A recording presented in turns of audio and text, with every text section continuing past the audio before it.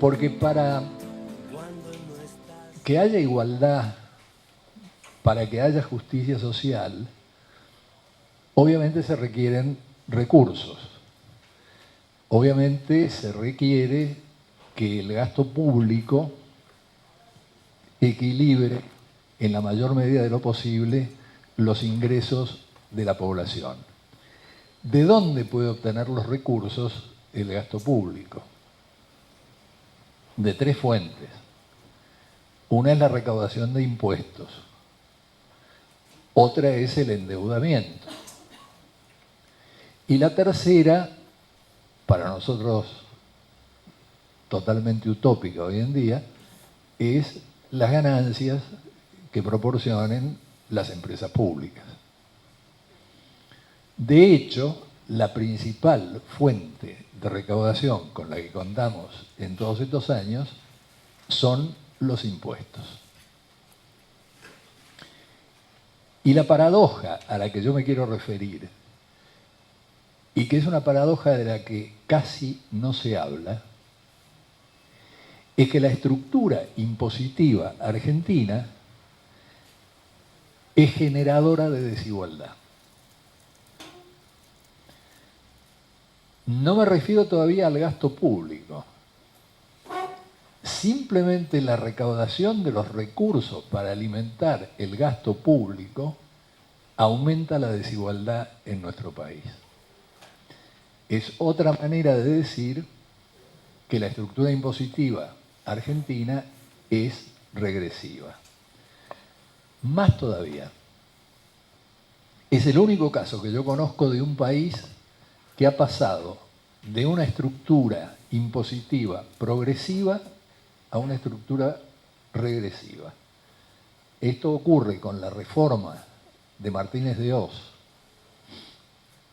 en 1976, que no ha sido derogada, ha sido simplemente emparchada. La estructura se mantiene tal como fue establecida en 1976. Les agrego que pasa lo mismo con la Ley de Inversiones Extranjeras de Martínez de Hoz y que pasa lo mismo con la Ley de Coparticipación Federal de Menem. Ahora, ¿por qué es tan importante prestarle atención a la estructura impositiva? Porque en realidad, como lo prueba la literatura comparada, en materia impositiva son más importantes las estructuras que los niveles de recaudación. El impuesto a las ganancias, tal como se recauda en Argentina, es considerablemente regresivo. Y ustedes se van a preguntar por qué. Bueno, la causa principal es que el 70% de los impuestos a las ganancias los pagan en la Argentina las empresas. Y el 30% lo pagan las personas físicas. Cuando uno mira la situación de los países capitalistas avanzados, ocurre exactamente la inversa. El 70% lo pagan las personas y el 30% lo pagan las empresas. Cuando uno mira a América Latina, sucede que en Brasil y en México 2/3 los pagan las personas. La media argentina está por debajo de la media de América Latina. En América Latina el 40% lo pagan las personas, en Argentina solamente el 30%. A esta altura ustedes dirán, ¿y qué importancia tiene? La importancia es obvia. Como en prácticamente todas las ramas, la concentración hace que haya un grupo de empresas oligopólicas que son formadoras de precios. Estas empresas incorporan el impuesto a las ganancias a su estructura de costos y lo transfieren vía precios a quienes le compran, sean estos compradores de insumos, que a su vez se lo transfieren al consumidor final, sean directamente los consumidores finales. Por eso reputados tributaristas como Gómez Sabaini dudan que en Argentina el impuesto a las ganancias pueda considerarse un impuesto directo, porque con esta estructura buena parte del impuesto es indirecto, y los impuestos indirectos son los impuestos regresivos. A esto se le suma el hecho, yendo ahora al tema de los niveles, que lo que se recauda en concepto de impuesto a las ganancias es extremadamente bajo, pese a lo que ustedes oigan decir en los medios de comunicación. En general oscila entre un 5, 5,5% del PBI. En los países capitalistas desarrollados se cobra 3 veces más de impuesto a las ganancias.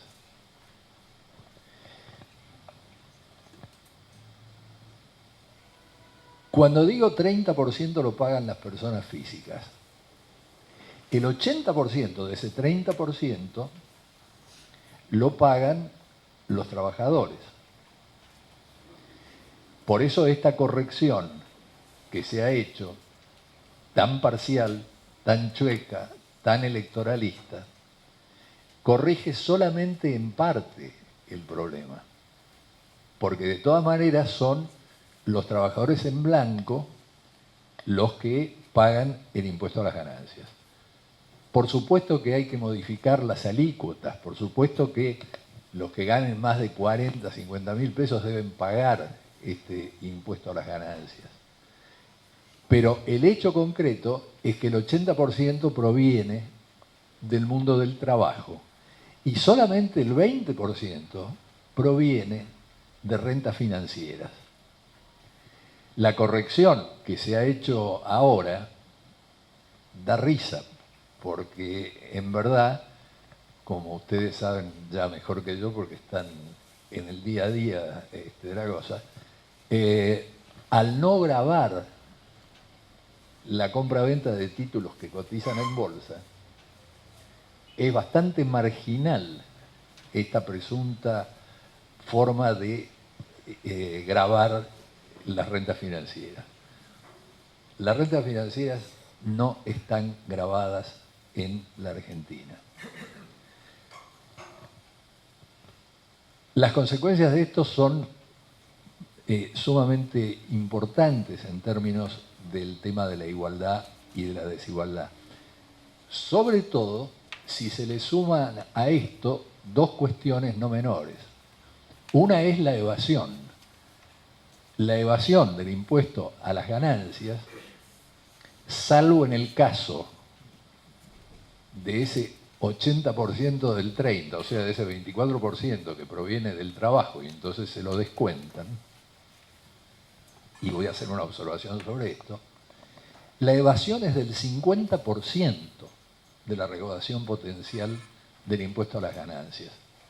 Y digo, y voy a hacer una observación sobre esto porque hay muchos empresarios que retienen pero no pagan, ¿no es cierto? Entonces es el peor de los mundos. Junto con el problema de la evasión está el problema de la elusión. Elusión significa eludir el pago del impuesto de manera legal. Y esto lo hacen abundantemente las grandes corporaciones extranjeras, utilizando, por ejemplo, precios de transferencia según los lugares donde tengan que tributar menos. El otro impuesto directo es el de bienes personales. Bienes personales no remonta más allá del 0,5, 0,6 del PBI. Es ridículo lo que se cobra. No hay más de 4.000 personas que declaran tener propiedades en el exterior. Moreno está esperando que vengan ahora a blanquear y a decirle la verdad, ¿no? Está sentado esperando.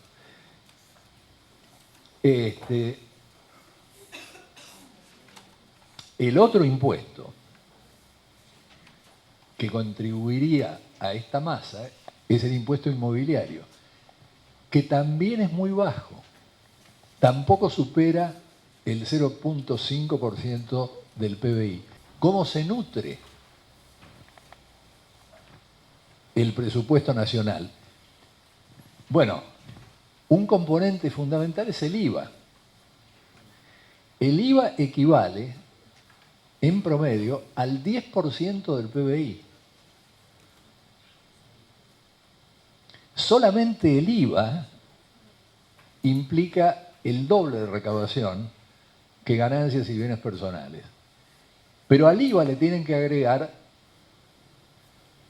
lo que, como no hay, supongo, ningún tributarista, me atrevo a llamar el IVA provincial, para que se entienda. En las provincias se cobra ingresos brutos, además del IVA.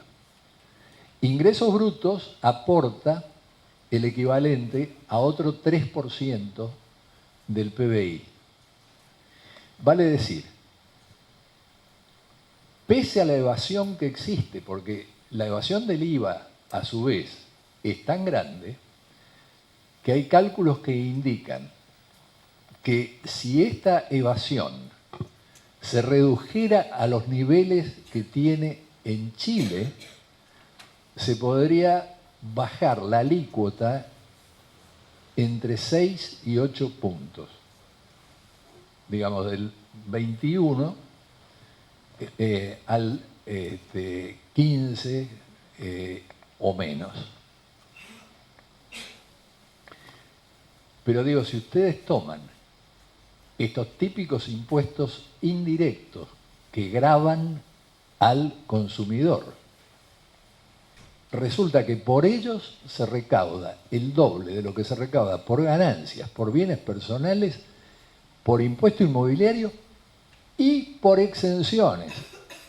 Perdón, por retenciones. Es decir, las retenciones logran equilibrar hasta ahí lo que se recauda por IVA y por ingresos brutos.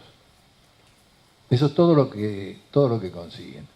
O sea, es una estructura que tiene que ser urgentemente cambiada. Por eso es muy contraproducente discutir impuestos en forma aislada. Lo que hay que discutir es una reforma impositiva integral. Y reconozcámoslo, una reforma impositiva integral tiene pocos adeptos por algunas razones comprensibles en términos de profesionalidad de la política. Una reforma impositiva integral no se puede implementar antes de 2 años, digamos, mientras va recorriendo todas las instancias y hasta que es puesta en práctica por el gobierno, ¿no? Corren 2 años o más. En la situación actual, la carga impositiva del 20% más pobre de los argentinos es superior a la carga impositiva del 10% más rico de los argentinos. Por eso cuando se insiste tanto con que la presión tributaria es muy alta, se está hablando de niveles. La cuestión es descomponerla y ver cómo está formada. ¿Quiénes son los que están soportando esta presión tributaria tan alta? Los contadores, los tributaristas, los consultores de las grandes empresas y las grandes empresas tienen un enorme interés en complicar el tema y en decir, no te metas con la cuestión impositiva porque esa no la entiende nadie, es muy complicada. Ahora, efectivamente, además, la han hecho muy complicada.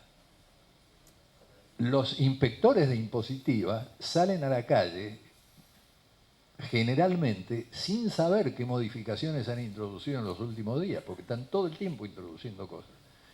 Entonces es una cosa nebulosa, compleja, cuando en realidad se podrían estar cobrando 4 o 5 impuestos y con eso tener una estructura impositiva ágil, dinámica y progresiva.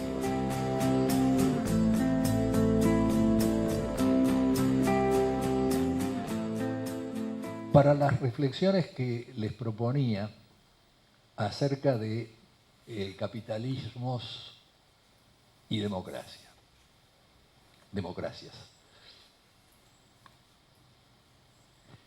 En realidad en Argentina, y ahora prácticamente en ningún lugar del mundo, existe nada que legítimamente pueda llamarse democracia. Lo están comprobando los europeos y lo están discutiendo abiertamente. Pero la situación nuestra es considerablemente más delicada. La Argentina no tiene tradición de democracia. El Estado oligárquico argentino se empeñó en que los inmigrantes, por ejemplo, no votaran. El Partido Socialista y el Partido Demócrata Progresista eran los dos que iban al puerto para tratar de hablar con los inmigrantes, pero no los conservadores y tampoco la Unión Cívica Radical. El sufragio estaba absolutamente restringido y limitado, aún después de la ley Sáenz Peña. Entonces, en esa época, tengan ustedes en cuenta, el impuesto a las ganancias no existía. Que el impuesto a los réditos se crea en los años 30. Exactamente. Y entonces, ¿cómo hacían? Bueno, apelaban al recurso segundo que yo les mencioné antes. El capital extranjero retiraba sus abundantes ganancias, la oligarquía retiraba sus abundantes ganancias y el Estado se financiaba mediante el endeudamiento. Y el endeudamiento lo tenían que pagar todos los argentinos. No había democracia en la Argentina. Mucho menos después del 30. Desde el 30 hasta aquí tuvimos 13 golpes militares. Entonces, lo que nosotros hemos tenido son Estado oligárquico, dictaduras militares y después regímenes populistas que tampoco respondían a los cánones de lo que uno puede llamar una democracia representativa. Perón lo dijo con todas las letras en 1949. Dijo, los partidos políticos son una reliquia, son una herencia del pasado que hay que aguantar por ahora, pero que ya van a desaparecer. Es decir, el subtono era claramente corporativista. Hoy en día, 140 países se dicen democráticos. El chiste entre politólogos, cuando se trata de clasificar, es, y bueno, dale, mirá, si tienen 2 elecciones seguidas, poné que es democrático. Porque acá viene la otra cosa. Y la otra cosa es que la palabra misma, democracia, es una palabra polisémica, es una palabra ambigua, que se usa para designar por lo menos 2 cosas que son distintas. Una es la renovación periódica a través del voto de las autoridades. Y otra es la vida en común, la vida de una comunidad. ¿Cómo vive la sociedad? Si vive democráticamente o vive soportando medidas que se toman autoritariamente. Argentina vive intentos de democratización, procesos de democratización que se truncan, se distorsionan. ¿Por qué incluía el populismo en esto? El populismo quiere decir cualquier cosa, hoy en día lo mismo que democracia, lo reconozco, pero no en la versión que se usa acá. La versión dominante acá es la versión según la cual el pueblo tiene reivindicaciones muy heterogéneas, que van desde las reivindicaciones de género hasta las reivindicaciones salariales, ecológicas, bueno, todo tipo de reivindicaciones. Estas reivindicaciones tan heterogéneas deben ser transformadas en equivalentes para poder ser acumuladas, porque si no, quedan compartimentalizadas. ¿Y quién las puede transformar en equivalentes?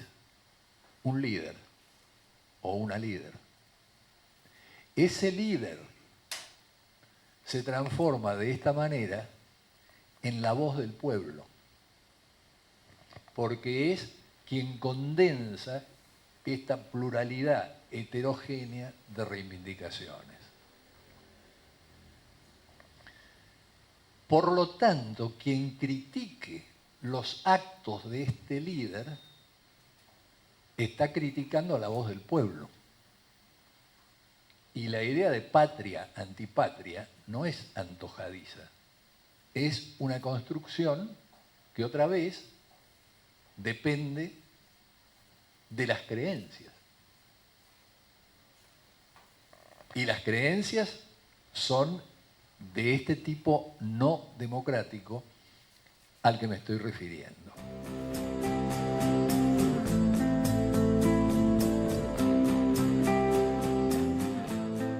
La Argentina es un país tan potente, tan rico, que se ha dado el lujo de exportar 2 planes Marshall enteros que sirvieron para la reconstrucción de 19 países europeos. Digo,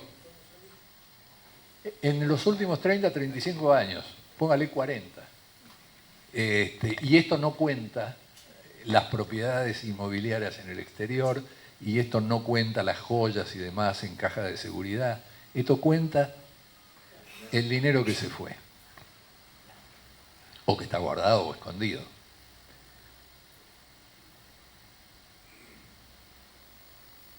...2007, 2012, eso lo saben todos ustedes. La fuga de capitales en la Argentina fue de 80.000 millones de dólares. Pero la famosa asignación universal por hijos, ¿saben cuánto representa? 0,5% del PBI. Los subsidios a la electricidad y al transporte representan el 2% del PBI. No embromemos, nos están tomando el pelo. Digo, un socialista no se puede dejar tomar el pelo así. Yo porque no lo tengo, pero digo, vos tampoco. Pero estamos, y con esto me voy acercando al final, para el libro de ustedes, estamos viviendo un modelo nacional y popular. Ahora, aquí un par de preguntas de sentido común. La primera es, ¿dónde está la burguesía nacional? El grado de concentración de la economía es formidable. 200 grandes empresas dan cuenta del 30% del total de la producción argentina. 200 grandes empresas. Ahora, ¿qué pasa con estas 200 grandes empresas? Uno diría, bueno, tienen una gran burguesía nacional. Pero pasa que la mayoría de estas empresas son extranjeras. Los niveles de extranjerización han aumentado en esta década de una forma espectacular. 1990, de las 200 empresas, 56 eran extranjeras. 2001, 92 eran extranjeras. 2010, 115 son extranjeras. Y dan cuenta del 60% de la facturación de esas 200 grandes empresas. 7 corporaciones controlan el 85% de las exportaciones agrarias. 70 empresas extranjeras dan cuenta del 50% de las exportaciones totales de Argentina.